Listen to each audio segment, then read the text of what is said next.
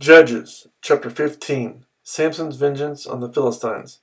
Later on, at the time of wheat harvest, Samson took a young goat and went to visit his wife. He said, "I'm going to my wife's room," but her father would not let him go in. "I was so sure you thoroughly hated her," he said, "that I gave her to your friend. Isn't her younger sister more attractive? Take her instead." Samson said to them, "This time I have a right to get even with the Philistines. I will really harm them." So he went out and caught 300 foxes and tied them tail to tail in pairs. He then fastened a torch to every pair of tails, lit the torches, and let the foxes loose in the standing grain of the Philistines.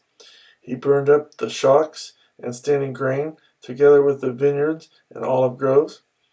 When the Philistines asked, "Who did this?" they were told, "Samson the Timnite's son-in-law, because his wife was given to his friend." So the Philistines went up and burned her and her father to death. Samson said to them, "Since you've acted like this, I won't stop until I get my revenge on you." He attacked them viciously and slaughtered many of them. Then he went down and stayed in a cave in the rock of Edom. The Philistines went up and camped in Judah, spreading out near Lehi. The men of Judah asked, "Why have you come to fight us?" "We have come to take Samson prisoner," they answered, "to do to him as he did to us." Then 3,000 men from Judah went down to the cave in the rock of Edom and said to Samson, "Don't you realize that the Philistines are rulers over us? What have you done to us?" He answered, "I merely did to them what they did to me." They said to him, "We've come to tie you up and hand you over to the Philistines." Samson said, "Swear to me that you won't kill me yourselves." "Agreed," they answered. "We will only tie you up and hand you over to them. We will not kill you."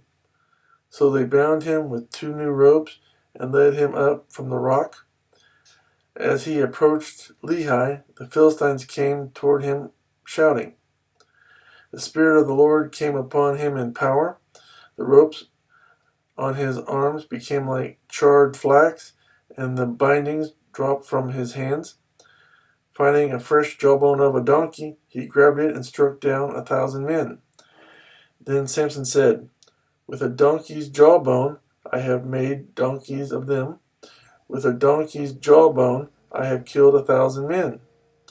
When he finished speaking, he threw away the jawbone, and the place was called Ramoth Lehi. Because he was very thirsty, he cried out to the Lord, "You have given your servant this great victory. Must I now die of thirst and fall into the hands of the uncircumcised?" Then God opened up the hollow place in Lehi, and water came out of it. When Samson drank, his strength returned, and he revived. So the spring was called En Hakor, and it is still there in Lehi.